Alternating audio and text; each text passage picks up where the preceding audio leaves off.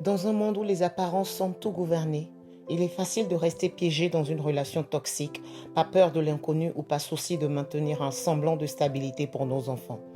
Trop souvent, nous restons dans des situations qui nous détruisent lentement, convaincus que c'est pour le mieux, que personne ne voudra de nous tels que nous sommes. Pourtant, ce que nous oublions, c'est que rester dans une relation vide d'amour et de soutien a un prix bien plus élevé que celui de la solitude. Il impacte notre bien-être et celui de nos enfants.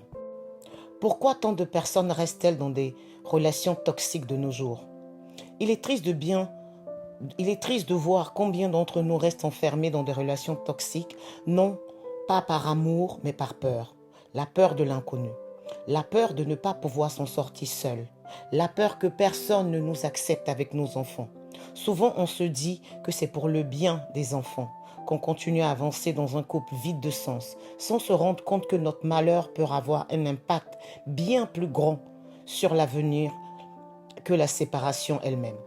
Il arrive aussi que certains conjoints couvrent l'autre de cadeaux, assurent une certaine sécurité matérielle et financière. Mais au fond, qu'est-ce que cela vaut si l'amour et le soutien émotionnel sont absents? Nous nous accrochons à cette idée de confort, à cette apparence de stabilité, alors qu'intérieurement, nous sommes brisés. Ce que nous oublions souvent, c'est que nous avons la force de nous libérer de cette cage dorée, de reconstruire notre vie pour le bien de nos enfants et de nous-mêmes. Ce n'est pas l'abondance matérielle qui fera de nous des meilleures personnes ou de meilleurs parents. C'est notre bonheur, notre épanouissement personnel qui fera briller l'avenir de nos enfants. Arrêtons de nous convaincre que personne ne voudra de nous avec nos bagages. La vraie question est, que vaut-il mieux pour nos enfants?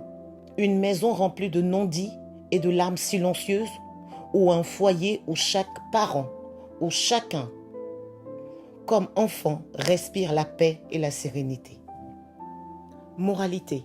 En fin de compte, la vraie sécurité ne réside pas dans le confort matériel ou les illusions de stabilité. Elle se trouve dans notre capacité à nous aimer suffisamment pour refuser de rester dans une relation qui nous consume. En prenant soin de nous-mêmes, nous prenons soin de ceux qui comptent le plus, nos enfants.